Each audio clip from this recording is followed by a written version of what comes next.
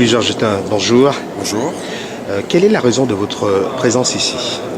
Nous sommes aujourd'hui ici au Palais de Justice pour porter plainte contre Anne-Sophie Leclerc qui a proféré des propos racistes à l'égard de Madame Taubira, la ministre de la Justice. C'est pour cela que nous sommes ici présents. D'accord. Qu'est-ce que vous attendez de cette démarche? Alors à court terme, nous attendons déjà que justice soit faite, car ce sont des propos contraires à la loi. Je rappelle que le racisme n'est pas une opinion mais un délit, et donc il faut que la justice passe. Mais au-delà de cela, ce sont des milliers et des millions de personnes qui sont insultées à travers Madame Taubira. Je rappelle que cette comparaison simiesque est un héritage de l'anthropologie coloniale et c'est une banalité raciste que de comparer les Noirs à des singes.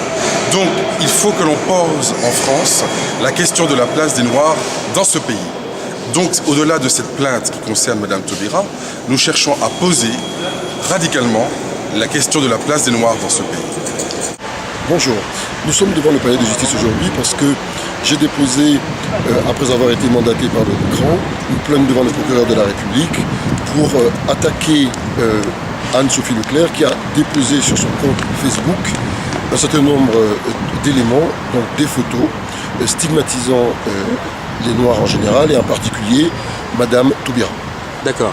Alors sur l'aspect judiciaire, qu'est-ce que vous pouvez nous dire de cette démarche? Alors sur l'aspect judiciaire, en fait, la plainte est déposée justement par rapport à une prévention importante, celle d'injure raciale et d'incitation à la haine raciale. Alors le procureur de la République va s'en saisir, va l'étudier et va nous donner justement sa décision après l'avoir étudiée. Rappelons quand même qu'il y a des articles de loi qui permettent quand même ce genre de démarche en France notamment. Contrairement à l'Italie, qui ne reconnaît pas l'injure raciale, la France a élaboré un dispositif qui est repris dans la loi de 1881 et qui traite justement de tout ce qui a trait à l'injure raciale, à la discrimination, à l'incitation à la haine raciale.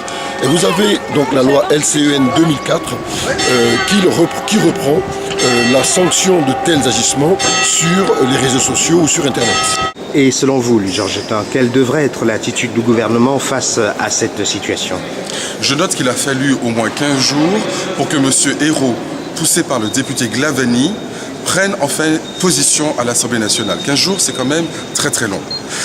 Il faudrait par ailleurs que le gouvernement ne se contente pas de condamner des paroles racistes, mais qu'il condamne les politiques publiques racistes qui sont aujourd'hui mises en place. Notamment? Je constate par exemple qu'à l'époque où M. Hortefeux avait mis en place un quota de 25 000 expulsions, le PS avait crié au racisme d'État.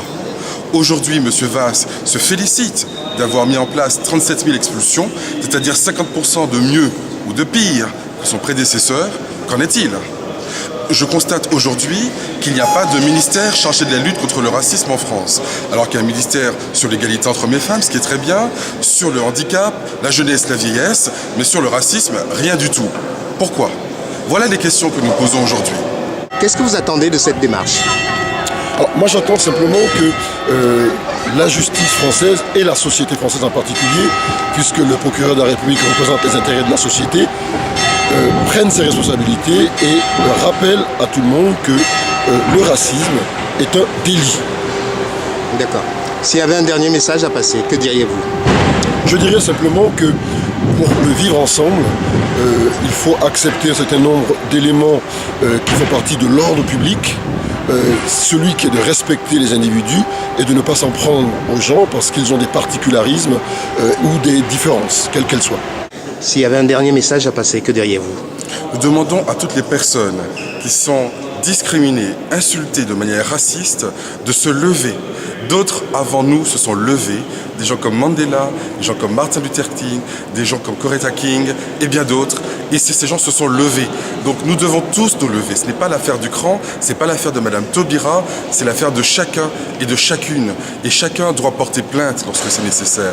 Chacun doit se lever, organiser des manifestations, des protestations. Cela fait partie de la démocratie. C'est un combat. Le respect est un combat, mais permanent. Louis Georgetin, je vous remercie. Merci.